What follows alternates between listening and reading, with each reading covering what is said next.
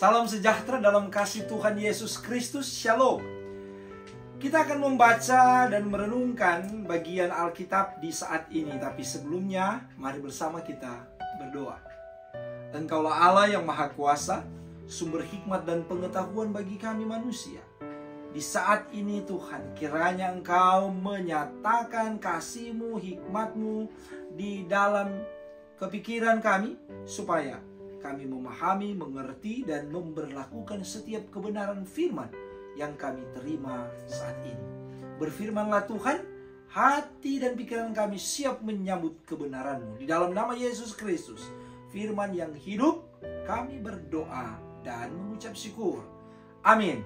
Saudara-saudaraku yang diberkati Tuhan, pembacaan kita saat ini terdapat dalam Injil Markus pasal 2, ayatnya yang pertama sampai ayat yang ke-12. Injil Markus pasal 2, ayat yang pertama sampai ayat yang ke-12. Dalam tema Lembaga Alkitab Indonesia, orang lumpuh disembuhkan. Kemudian sesudah lewat beberapa hari, waktu Yesus datang lagi ke Kapernaum, tersiarlah kabar bahwa ia telah ada di rumah. Maka datanglah orang-orang berkerumun sehingga tidak ada lagi tempat. Bahkan di muka pintu pun tidak. Sementara ia memberitakan firman kepada mereka, ada orang-orang datang membawa kepadanya seorang lumpuh digotong oleh 4 orang. Tetapi mereka tidak dapat membawa kepadanya karena orang banyak itu. Lalu mereka membuka atap yang di atasnya. Sesudah terbuka, mereka menurunkan tilam tempat orang lumpuh itu terbaring. Ketika Yesus melihat iman mereka, berkatalah ia kepada orang lumpuh itu, "Hai anakku, dosamu sudah diampuni." Tetapi di situ ada juga duduk beberapa ahli Taurat. Mereka berpikir dalam hatinya, "Mengapa orang ini berkata begitu? Ia menghujat Allah. Siapa yang dapat mengampuni dosa selain daripada Allah sendiri?" Tetapi Yesus segera mengetahui dalam hatinya bahwa mereka berpikir demikian. Lalu ia berkata kepada mereka, "Mengapa kamu berpikir begitu dalam hatimu? Manakah lebih mudah, mengatakan kepada orang lumpuh ini, dosamu sudah diampuni, atau mengatakan, bangunlah, angkatlah tilammu dan berjalan? Tetapi supaya kamu tahu bahwa di dunia ini anak manusia berkuasa mengampuni dosa." Berkatalah ia kepada orang lumpuh itu, "Kepadamu kukatakan, bangunlah, angkatlah tempat tidurmu, dan pulanglah ke rumahmu." Dan orang itu pun bangun, segera mengangkat tempat tidurnya, dan pergi keluar di hadapan orang-orang itu. Sehingga mereka semua takjub, lalu memuliakan Allah, katanya, "Yang begini belum pernah kita lihat." Demikianlah pembacaan firman Tuhan bagi kita saat ini. Saudara-saudaraku yang diberkati Tuhan, ada cerita tentang sepasang suami istri yang pergi ke dokter karena sang istri mengeluh. Kepalanya sering pusing dan dadanya sering berdebar-debar. Maka mereka berdua pun memutuskan untuk pergi ke dokter yang menjadi langganan mereka sejak pertama kali menikah. Setelah mendaftarkan nama dan kemudian dipanggil dan diperiksa, serta sekeluar dari ruang pemeriksaan, sang istri Alex menjelaskan hasil diagnosa serta saran yang disampaikan oleh dokter. Ia berkata, "Pak, dokter bilang aku enggak berpenyakit apa-apa, cuma stres saja. Dokter menyarankan supaya kita berdua liburan dulu agar bisa rileks, seperti ke Singapura, Malaysia, atau Thailand." Begitu kata dokter. Alex mengerutkan kening ketika mendengar hal itu. Sang istri penasaran kemudian bertanya lagi kepada suaminya, "Sebaiknya pergi kemana kita ya, Pak? Apakah kita pergi ke Singapura, ke Malaysia, atau ke Thailand?" Alex pun akhirnya menjawab, "Sebaiknya kita pergi ke dokter lain aja ya, Ma," sahut Alex dengan senyuman yang menjadi ciri khasnya. Saudaraku yang diberkati Tuhan, cerita di atas hendak membahasakan kepada kita semua bahwa saat sakit maka pasti kita memerlukan dokter. Tujuan untuk pergi ke dokter tentu saja agar kita sembuh, mendapatkan kesembuhan, bebas dari rasa sakit yang dialami, dan bukan sebaliknya makin menambah kesakitan tentu saja. Di dunia yang semakin maju dalam teknologi, termasuk yang menyangkut kesehatan, maka kita tahu bersama segala penyakit dapat didiagnosa dengan cepat untuk diberikan penanganan melalui obat-obatan yang cocok dengan penyakit yang dialami. Akan tetapi, sekalipun perkembangan di dunia kesehatan begitu pesat, ini tidak serta membuat setiap penyakit yang diobati pasti sembuh. Sebab ada yang telah melewati proses yang luar biasa, tapi tetap tidak sembuh, dan tak jarang yang akhirnya meninggal. Hal ini tentu saja selain karena memang sudah waktu Tuhan, tetapi juga tak bisa dipungkiri seringkali dipengaruhi oleh berbagai macam faktor. Salah satunya adalah orang yang sakit sering kehilangan semangat dan pengharapan, sekalipun dalam penanganan oleh dokter dan alat medis serta kesehatan yang canggih. Kesembuhan fisik tidak dapat terjadi karena faktor psikis yang terlupakan dan tidak mendapatkan perhatian. Untuk itu diperlukan penanganan kesembuhan yang bersifat menyeluruh, holistik terhadap mereka yang sakit. Karena terkadang mereka yang sakit secara fisik mereka lemah, tapi juga secara psikis lemah. Dan kemudian terkadang mereka melupakan hal penting dalam hidup mereka.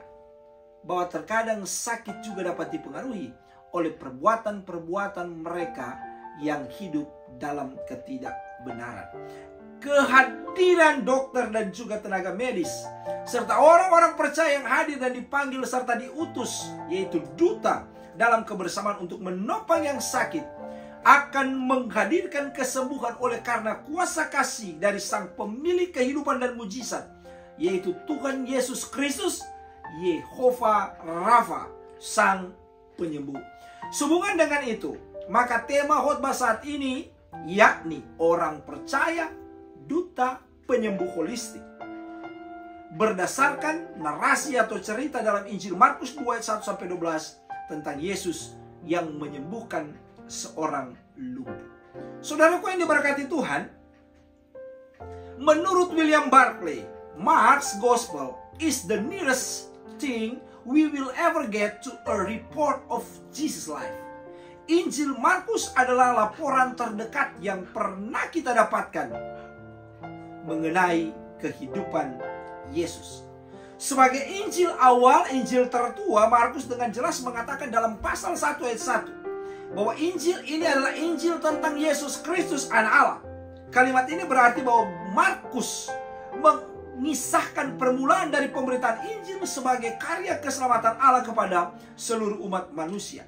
Itu yang dibahasakan oleh David Iman Santoso.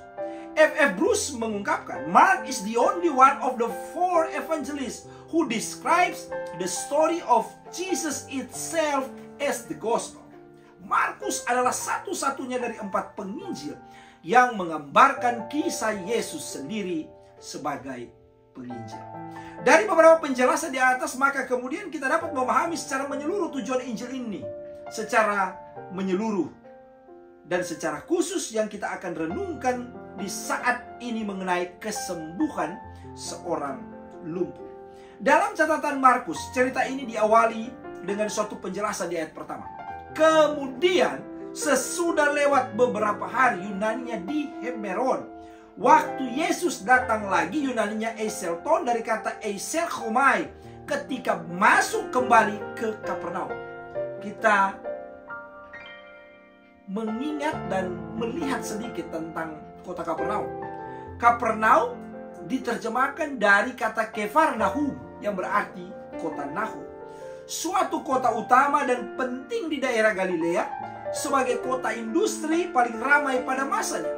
Sebagai kota komersil, kota ini memiliki peran penting di sektor perekonomian dengan bisnis perikanan, yakni pembuatan perahu, pembuatan kapal, juga pembuatan dan perbaikan jala atau jaring, serta pertanian, dalam hal ini perkebunan jeruk dan sayur.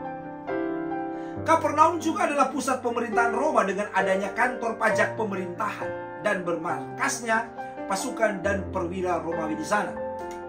Dengan adanya kantor pajak pemerintahan, maka kita akan menarik benang merah tentang pemanggilan seorang yang bernama Matius sebagai seorang pemungut cukai yang dipanggil Tuhan untuk menjadi muridnya. Kota Kapernaum juga adalah rumah tinggal dan basis pelayanan Yesus. Di sana ia memanggil murid-muridnya yang pertama dan melakukan penyembuhan dan mengajar. Walaupun kota ini akhirnya dikutuk oleh Yesus sendiri karena mereka tidak bertobat dari dosa-dosa.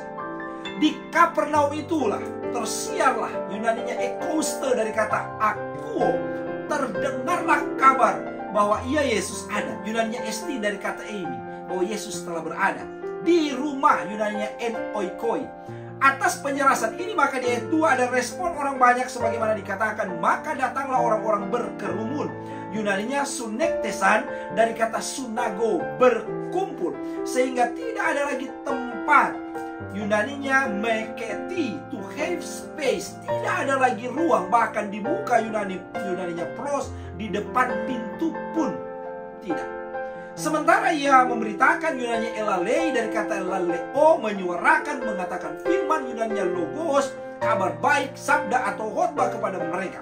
Saat itulah kemudian diawali dari ayat 3 sampai 4 ada upaya dari para sahabat orang yang lumpuh untuk mendekatkan temannya itu kepada Yesus agar supaya disembuhkan.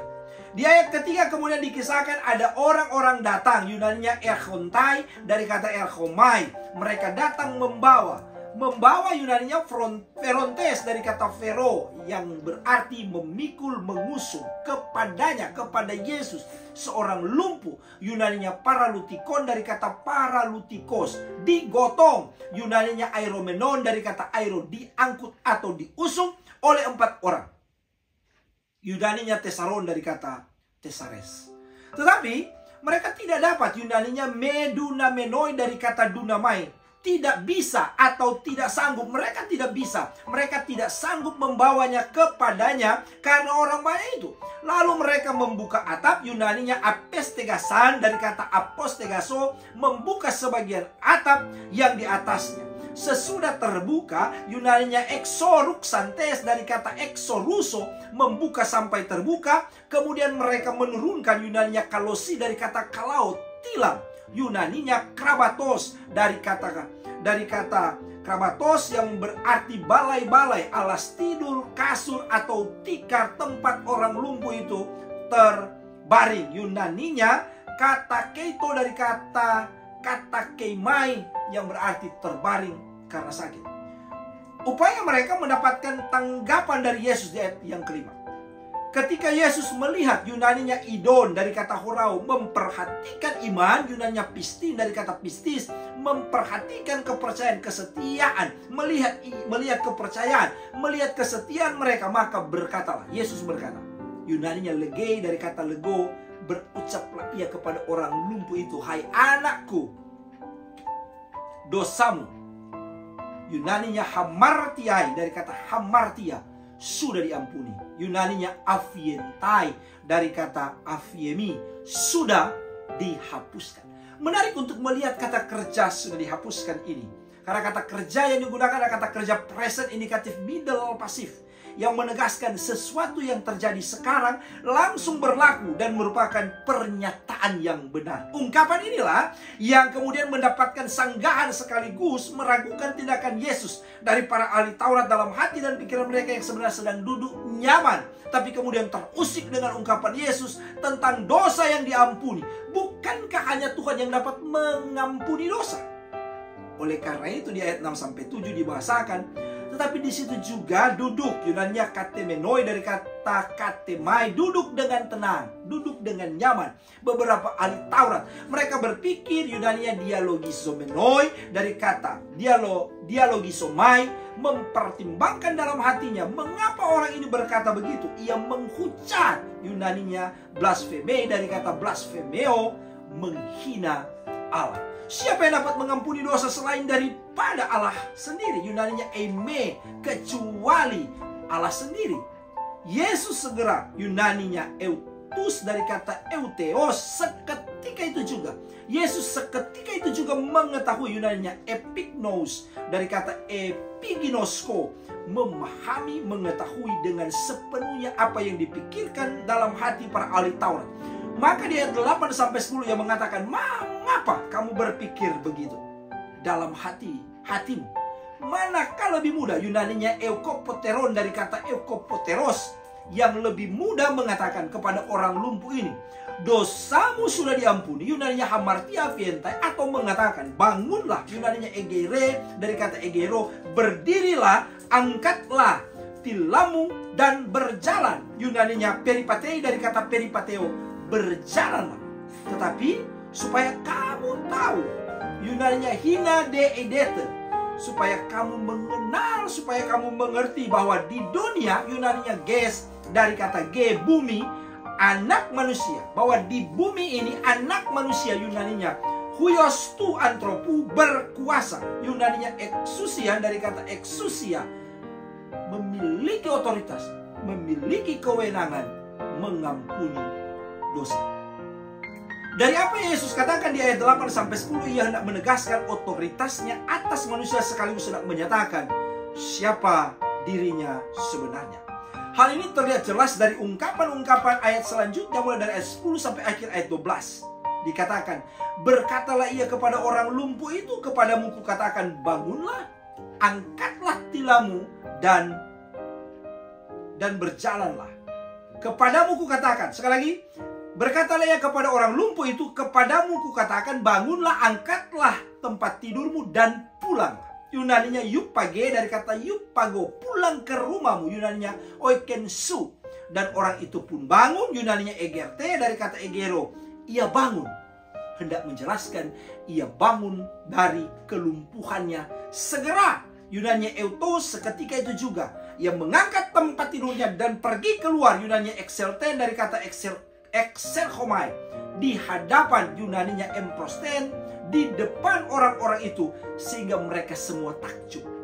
Yunaninya existastai dari kata existemi, mereka heran, tercengang-cengang, atau dalam terjemahan yang digunakan oleh Alkitab bahasa Indonesia sehari-hari, mereka semua kagum lalu memuliakan. Yunaninya doxazein dari kata doxaso, memuji Allah katanya yang begini. Yunaninya hotos, yang seperti ini belum pernah. Yunaninya odepote, tidak pernah kita lihat. Yunaninya edomen dari kata orao, yang dapat diterjemahkan pula dengan kita alami. Artinya yang begini, yang seperti ini tidak pernah kita alami.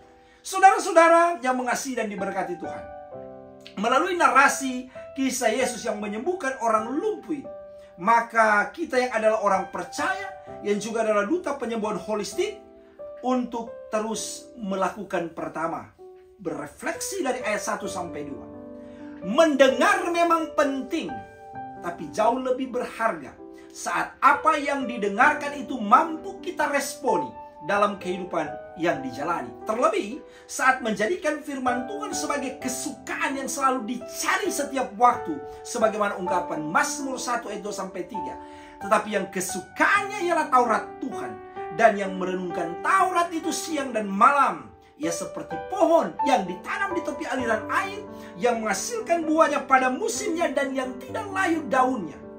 Apa saja yang diperbuatnya berhasil.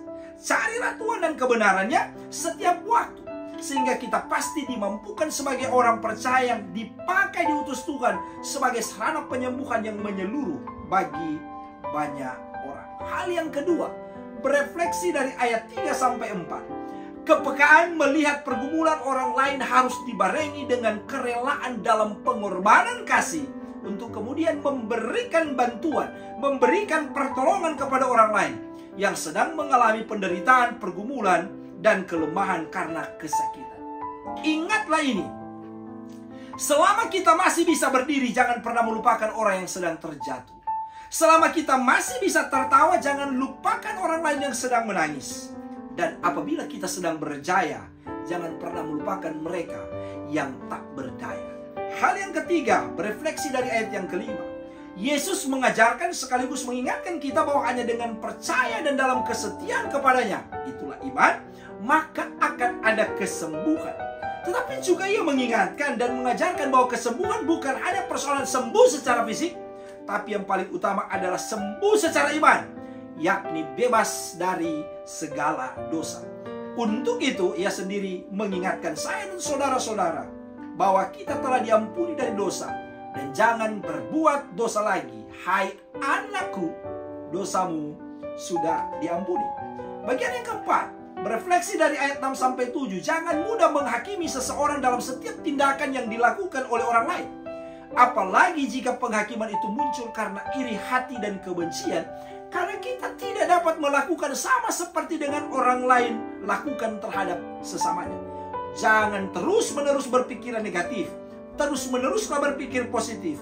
Belajarlah dari ahli Taurat sehingga tidak mudah untuk menghakimi orang lain, cemburu terhadap orang lain, tapi belajarlah untuk memahami setiap persoalan yang kita temui dalam hidup ini dengan terus memohon hikmat dan mengandalkan Tuhan. Hal yang kelima, berefleksi dari ayat 8 sampai 11. Yesus mengajarkan kepada kita bagaimana menyikapi orang-orang yang tidak menyenangi, bahkan sering menghakimi kita, yaitu dengan tetap bertindak benar dan menunjukkan perilaku hidup yang tidak membalas apa yang dilakukan orang lain terhadap diri kita. Akan tetapi, dengan kuasa di dalam kasih dan hikmatnya, kita menjadi alat berkat bagi mereka yang membenci, menyakiti, dan yang tidak menyukai kita sekalipun. Hal yang terakhir, hal yang keenam, berefleksi dari ayat 12. Jadilah alat kesaksian Tuhan jika kita telah mengalami perjumpaan, lawatan, dan mujizat Tuhan bagi banyak orang, agar supaya kesaksian kita menjadi berkat bagi banyak orang, sehingga banyak orang akan terus memuji dan memuliakan Tuhan di dalam nama Yesus Kristus. Tuhan Yesus memberkati. Amin. Mari berdoa. Terpujilah Engkau firman kehidupan yang mengingatkan kami bagaimana seharusnya kami hidup dalam kebenaran-Mu. Terpujilah nama-Mu. Terima kasih Tuhan untuk kebenaran firman saat ini. Ajar kami terus dan tuntunlah kami dengan kuasa-Mu, agar supaya kami mampu menjadi alat kemuliaan kesaksian Tuhan dengan memberlakukan firman dalam kehidupan kami. Dalam nama-Mu kami berdoa dan bersyukur. Amin.